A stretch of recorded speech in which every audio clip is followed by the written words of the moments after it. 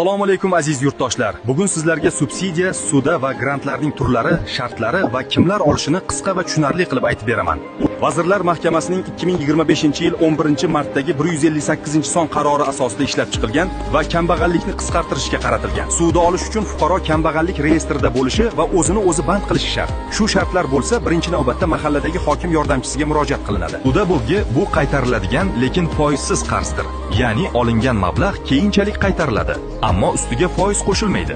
Asbob uskunalar uchun suda to'pon 20.600.000 so'mgacha. Bu suda kambag'al oilalarga o'z faoliyati uchun zarur uskunalarni olishga beriladi. Aylanma mablag' sudasi qiladi. Bir kishi uchun 4.120.000 so'mgacha o'zini o'zi band qilgan kambag'al fuqarolarning kasanachi sifatida ishga olgan tadbirkorga beriladi. Quduq, nasos, sug'orish va urug' uchun sudafan 82.400.000 so'mgacha. Bu tomorqa va chorvachilikni rivojlantirish uchun beriladi. Sudalar 3 yildan 5 yilgacha muddatga beriladi.